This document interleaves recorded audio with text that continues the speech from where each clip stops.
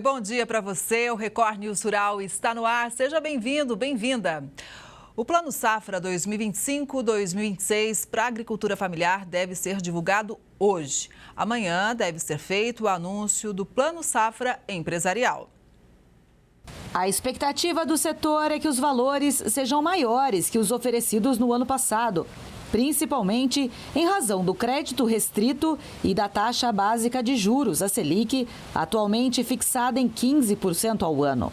Na safra atual, a oferta de crédito via Programa Nacional de Fortalecimento da Agricultura Familiar, o PRONAF, foi de 76 bilhões de reais. Até maio, mais de 60,2 bilhões de reais haviam sido acessados.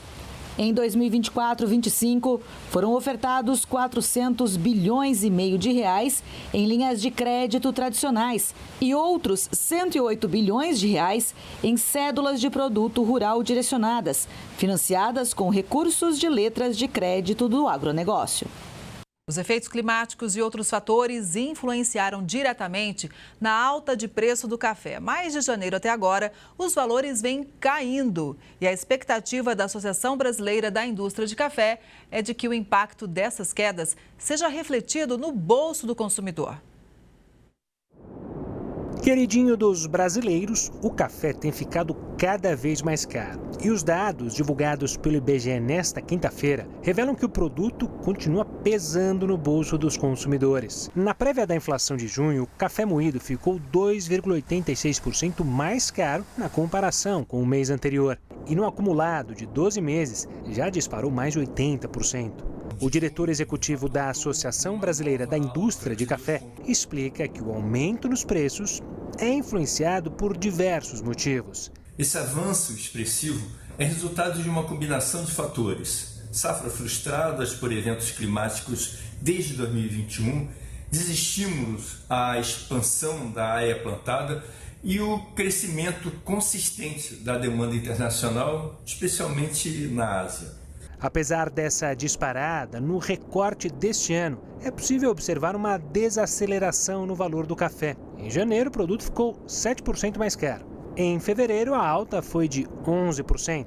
Desde então, o ritmo de crescimento diminuiu mês a mês. E os valores nos supermercados devem começar a cair já nos próximos meses. De acordo com dados do Centro de Estudos Avançados em Economia Aplicada no campo, a cotação do café arábica, o mais consumido no Brasil, registrou queda de 15% na parcial de junho. Os repasses da queda da matéria-prima até o varejo não são imediatos. Eles dependem da renovação dos estoques que ainda foram adquiridos com preços elevados.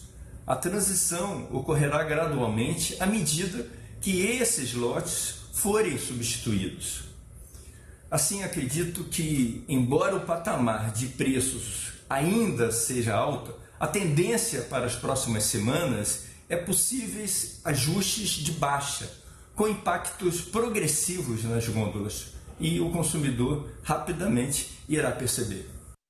Os preços da laranja seguem em queda no mercado de mesa. Já o frio dos últimos dias refletiu nos pomares de Taiti, que segue com oferta restrita.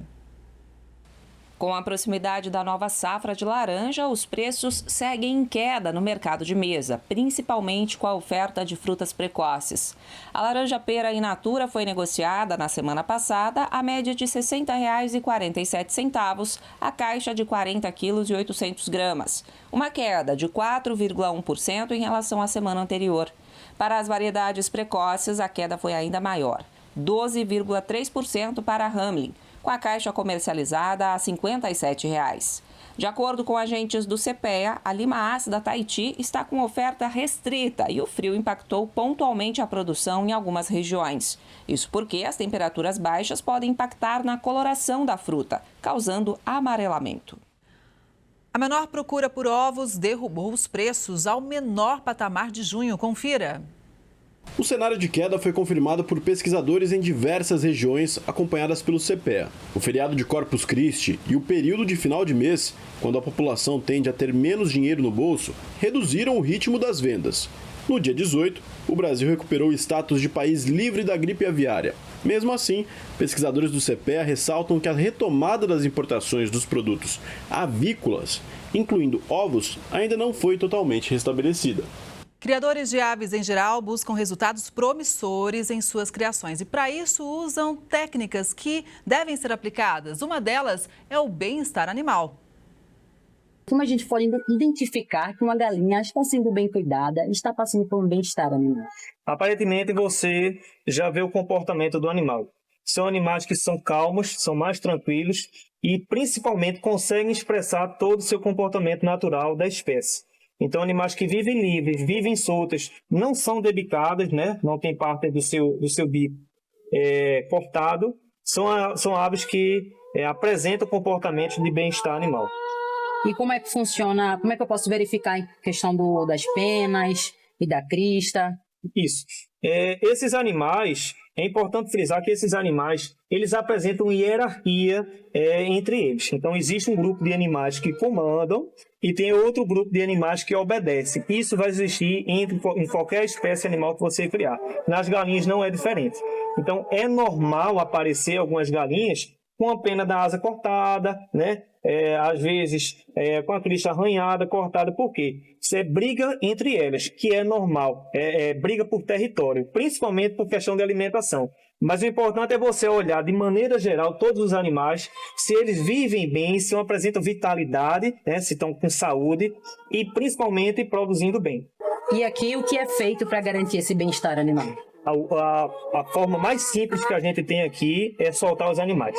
É você soltar ele para ela tomar banho de sol, para ela se espojar na areia, para ela se divertir lá fora. E lá fora, no todo o piquete, que ele já é dimensionado, já para atender toda a necessidade que esses animais têm.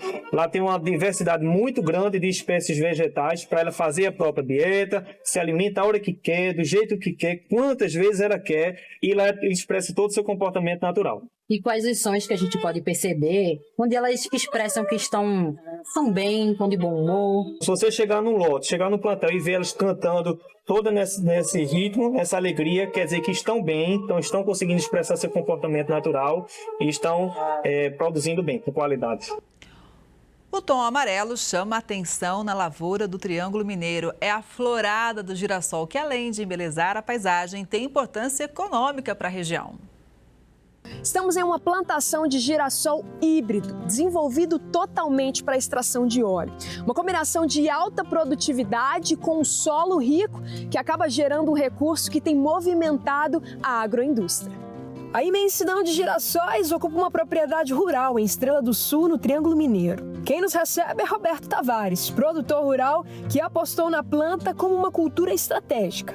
Contribui para o controle biológico, quebra o ciclo de pragas e ainda ajuda a recuperar a fertilidade do solo. O girassol, ele recicla os nutrientes da terra. O que é reciclar? Trazer isso para a superfície, que a raiz dele é muito profunda. Aí vai trazendo potássio para cima, fósforo, que é interessante para o produtor, né? Além dele deixar uma massa muito grande para incorporar na terra, né? Plantio direto, ele deixa uma palhada muito boa. Junto com a braquiária fica excelente. A assistência técnica vem deste agrônomo, que acompanha toda a produção. É uma cultura muito rápida, né? O girassol, dependendo do híbrido, ele é em torno de 150 dias, né?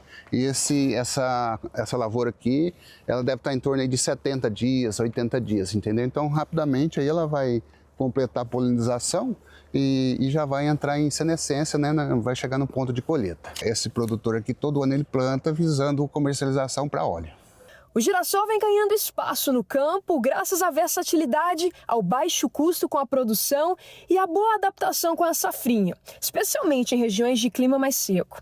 O produtor Roberto, por exemplo, costuma plantar milho e sorgo no verão e aposta no girassol para a segunda etapa de plantio.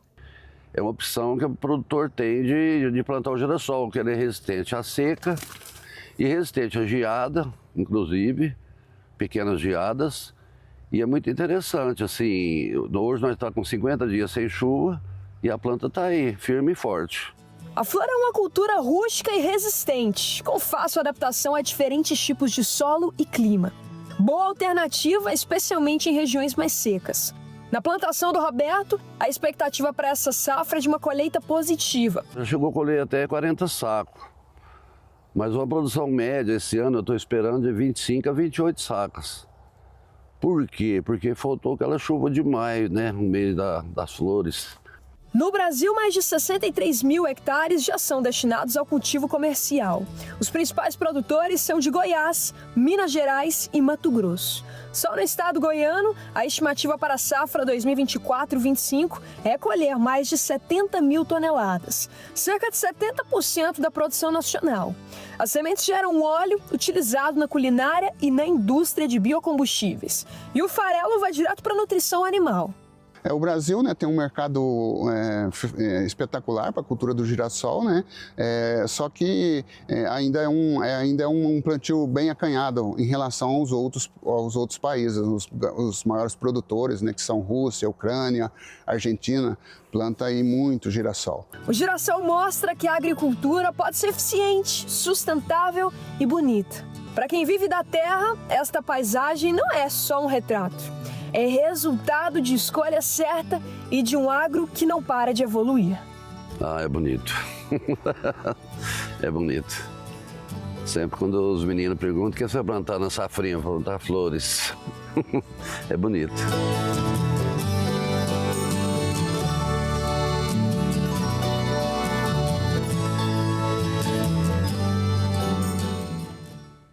Os preços do frango vivo e da carne começaram a reagir, segundo o CPEA, ou seja, esse movimento interrompeu a trajetória negativa depois da confirmação de um foco de gripe aviária em maio no Brasil, que afetou as exportações. Mas o setor agiu com firmeza e transparência, tanto que no dia 18 de junho, o país voltou a ser certificado como livre da doença. Quem chega para atualizar tudo para a gente é o Ricardo Santin, que é presidente da ABPA, Associação Brasileira de Proteína Animal. Bom dia, Santin. É muito bom ter você com a gente sempre aqui no Record News Rural. Olá, Kelly. Olá a todos os espectadores do Record News Rural. E agora, com notícias boas, já que você antecipou aí, a própria Organização Mundial de Saúde Animal já referendou a declaração do Brasil de livre de febre de influenza aviária em aves comerciais. Isso é uma boa notícia para retomar os mercados e voltar à normalidade do abastecimento no Brasil. E, Santinho, eu acho importante a gente voltar um pouquinho no tempo e lembrar como o Brasil sempre teve essa qualidade sanitária sendo referência para o mundo, não é? Me lembro que na pandemia, por exemplo, de Covid, a gente continuou exportando e muito bem. E agora, neste momento, né, nós também mostramos muita transparência, seriedade para encarar o único caso confirmado em granja comercial no Brasil, né? E agimos muito rápido também, né? Sem dúvida. Eu vou tomar as palavras do ministro Carlos Fávaro, que, aliás, junto com o secretário Goulart, o Alain e o Rua, fizeram um trabalho excepcional e foi muito robusto o sistema da defesa. O que o Brasil mostrou nesse caso, e que foi, como bem você colocou, um único caso isolado, é que o Brasil teve a primeira vez, mas controlou, não deixou esse caso passar para outras granjas. E isso foi feito pelo nosso produtor e pela nossa produtora, que aplicaram as normas de biosseguridade que a gente vem trabalhando há mais de 5 anos. E aí pode mostrar para o mundo, olha, se venha chegar aqui no Brasil, ela não vai se espalhar, de fato, como não se espalhou. Porque, Kelly, o maior perigo dessa doença, que não se transmite para as pessoas pelo consumo da carne de aves e dos ovos, é ela matar as aves e a gente ficar sem comida. E o Brasil cuida muito disso, porque além de dar segurança alimentar para o brasileiro, 65% do que a gente produz fica no Brasil, a gente ajuda a segurança alimentar de mais de 151 países no mundo. E isso foi o que sobrou desse caso. Simplesmente um Brasil mais fortalecido e mais respeitado mundialmente. Até porque, né, como é um vírus, veja, era uma questão de tempo acontecer, infelizmente, um caso como aconteceu. Mas como a gente tem um sistema muito forte, muito rígido, foi um único caso, né? Eu acho que é importante a gente fazer essa análise. A gente agiu bem perante um único caso. Sem dúvida, agiu bem, de maneira transparente, como você citou antes, e muito rápido e eficazmente. foi lá, fez o raio de 3 quilômetros, o raio de 10 de vigilância, as barreiras sanitárias, que você acabou de mostrar aí também, fechando a granja para não deixar nem sair nem entrar produtores que não tivessem fiscalizados e mostrando ao mundo novamente, olha, nós sabemos controlar. É inevitável que aconteça, porque o vírus está voando no mundo inteiro. Agora, se chegar, fica ali contido e controlado, dando segurança ao nosso consumidor. Tim, houve uma mudança de protocolo, ou vai haver a partir de agora, ou o que a gente já tinha adotado é suficiente para enfrentar uma situação como essa? Ele se mostrou suficiente exatamente por quê? Porque não se espalhou. Agora, a mudança é o reforço. A gente tem que reforçar as ações. Os rodolúvios, pedilúvios, a bomba costal para fazer a desinfecção, revisar o telamento, as portas, as cumieiras, fazer todas as medidas de prevenção. Não entrar na granja com o mesmo calçado que está andando na rua. Ter calçado e roupas exclusivas para entrar na granja e não receber visitas desnecessárias. Essas ações funcionaram até agora. E a gente, então, tem que reforçá-las para manter o Brasil livre de influenza em aves comerciais. Pois é, a gente já está então com a certificação, né? Somos livre de gripe aviária e um reflexo disso foi anunciado pelo próprio Ministério da Agricultura e Pecuária na semana passada, onde os países já estão realmente voltando atrás em relação à restrição, né? Sim, esse fim de semana foi bom, pródigo de novas notícias, novos mercados voltaram, como a Argentina, como vários mercados que estavam fechados ou suspensos provisoriamente, e agora sim já estão reabrindo totalmente para o Brasil. Vamos esperar novas notícias ao longo dessa semana, mas a gente espera que o Brasil volte a estar com normalidade nas suas exportações. Santim, para todo mundo ficar aqui no mesmo pé, eu sempre digo que a gente fala para o meio agro, mas também para o Brasil inteiro, para quem não trabalha no setor. Qual que é a importância dessa cadeia toda para a geração de empregos? Bom, a importância dessa cadeia é que ela é uma cadeia que tem mais de 4 milhões de pessoas direta e indiretamente ligadas. São 50 mil pequenas famílias produtoras independentes ou integradas, 500 mil trabalhadores de fábrica. Então, é um volume muito grande de pessoas envolvidas, cuida da segurança alimentar, são mais de 170 bilhões de reais de PIB e só de receita cambial são 10 bilhões de dólares. Dinheiro que nasceu lá fora, em 150 países do mundo, e é trocado por mercadorias do Brasil. Então, é uma cadeia que tem muita importância econômica, importância de segurança alimentar e importância social na distribuição de renda. Obviamente, então, que todas essas pessoas respiram mais aliviadas, uma vez que agora as exportações voltam com tudo, voltam a ganhar ritmo, né? Inclusive, um reflexo disso em relação ao preço, como eu falei aqui no comecinho da nossa conversa, né? Sem dúvida, o preço agora vai ficar mais estabilizado e a exportação, além dela trazer dinheiro novo para o país, ela financia o consumo no mercado interno. Algumas pessoas pensam assim, está exportando muito, o preço vai ficar caro aqui. Não é por isso. A gente produz a mais para exportar. Nós produzimos os 65%, que é aquilo que o brasileiro consome, sempre tem maior disponibilidade no mercado interno, mas aquilo que eu exporto ajuda a financiar no seguinte sentido, porque o custo de produção por unidade produzida fica mais baixo. E quem captura essa vantagem é o brasileiro, já que lá fora eu tenho que vender mais caro do que eu vendo aqui. Então, é um bom negócio a exportação, porque ela torna mais forte a cadeia e dá mais, inclusive, possibilidades da empresa manter a sua lucratividade e manter a atividade, porque distribui essa receita desde o produtor rural, para aquele que transporta, para aquele que arruma o pneu do caminhão, aquele que faz a assistência técnica, aquele que trabalha na fábrica, que trabalha no despacho, dentro dos ônibus, assim por diante. É uma cadeia imensa e que é beneficiada, e agora a gente vai ver um preço mais estável para os nossos consumidores, uma vez que o próprio insumo básico, que são o milho e o farelo de soja, também estarão estáveis nesse ano. E aí a gente tem mais estabilidade na nossa produção e no mercado interno também. Pois é, e o mercado interno ele também ganha porque existe uma eficiência no processo produtivo, uma vez que cada mercado internacional tem uma exigência e os produtores se adequam para atender, né, produzindo mais e melhor. Sem dúvida, porque o mesmo franguinho que eu assei aqui na internet e a minha filha estava comendo junto comigo, é o mesmo que a gente manda para fora. Não tem como diferenciar. Nós temos um abate diário aproximado de 25 milhões de aves, Kelly. São mais de 6 bilhões de aves por ano. Não dá para dizer, agora essa vai para um lugar, essa vai para outro. Eu vou produzindo e elevo o nível de produção nos melhores mercados. E daí, se eu tiver que tirar de uma planta para mandar para o melhor mercado, ela já está preparada. Isso melhorou a qualidade genética dos produtos que temos, melhorou a qualidade e a sanidade. Com isso, o brasileiro consome um dos produtos que é considerado um dos melhores do mundo, que é a avicultura brasileira. Além de ser o maior exportador mundial, o terceiro maior produtor, nós temos 40% do market share global. E aí isso faz com que a gente melhore também, como você bem falou, a qualidade do frango consumido pelo brasileiro no dia a dia. Do frango e do ovo. Exato. Santim, quando houve a confirmação do único caso de gripe aviária em granja comercial, você estava voltando da China. Inclusive, gostaria de te agradecer aqui, porque gravou uma entrevista exclusiva para a gente direto do avião, voltando para cá. Então, te agradeço mesmo. O deslocamento fez questão de trazer informação de última hora para quem acompanha o Record News Rural.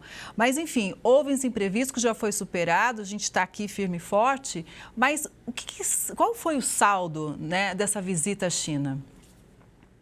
Bem, lá na China a gente teve a abertura para os miúdos de frango, né? E isso foi uma conquista maior, né? Nós estamos também trabalhando para a abertura de miúdos suínos dos estados do Rio Grande do Sul, do Paraná, Acre e Rondônia, miúdos externos e miúdos internos do estado de Santa Catarina. Isso está aí na análise, atrasou um pouco o produto porque a China ainda está suspensa para compras do Brasil. Mas nós temos aí abertura para mercado de miúdos de aves, que são vários, não só de frango, também de peru e de pato. É um novo mercado que pode ser muito promissor. Então, eu que falei do avião, Kelly, até agradeço você fazer a menção disso. De fato, eu passei 12 horas dentro de um avião voltando de Dubai para cá. Fiquei sabendo, saí da China, não tinha nada. Em Dubai, recebi a notícia da influenza. E fiquei trabalhando dentro do avião, com internet que a gente pode comprar agora, graças às novidades tecnológicas. Fiquei trabalhando sem parar naquelas 12 horas, mas conseguimos trabalhar e manter a unidade do nosso setor.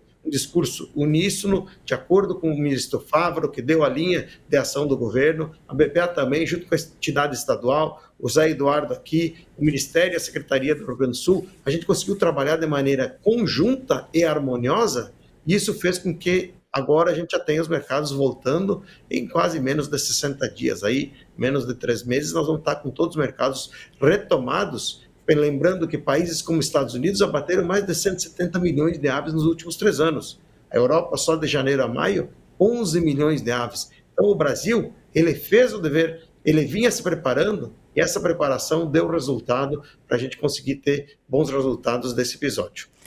Santim, hoje e amanhã são dias de muita expectativa para todo o setor agropecuário, né? Pelo anúncio do Plano Safra. O que a gente está esperando? Quais são as necessidades do setor, né? Porque realmente a gente sabe da importância do financiamento, né? Sem dúvida, nós falamos com o ministro Fávaro e especialmente com o secretário Guilherme Campos, da Secretaria de Política Agrícola. O secretário recebeu nós, junto com a Anfeas, que é a Associação dos Fabricantes de Equipamentos Avícolas e Suinícolas, o Ricardo Marozin. Nós fomos lá, levamos junto com o diretor Marcelo Osório uma mensagem de que nós precisamos mais financiamentos para renovar os nossos aviários, as nossas pocilgas, para também a gente trabalhar em favor de uma modernização. A gente pediu também que o ministro tivesse um olhar especial para a sanidade, que tivéssemos verbas para atualizar as nossas instalações para manter a sanidade dos nossos plantéis. Até porque a gente sabe, né, Santim, como o clima, por exemplo, anda complicando a vida do produtor rural. Inclusive, você que fica no sul sabe muito bem disso, né? O produtor precisa de apoio. Sem dúvida. Hoje, o Plano Safra, cada vez a gente usa menos o Plano Safra, e é bom que faça isso, especialmente nas grandes lavouras. Mas ele é essencial. O agronegócio é o que vem sustentando a balança comercial do Brasil, é o que vem sustentando os negócios, especialmente no interior do nosso país. E o produtor precisa. Olha, eu aqui estou te falando de Porto Alegre, é chuva, é frio, é seca, é enxurrada, enchente.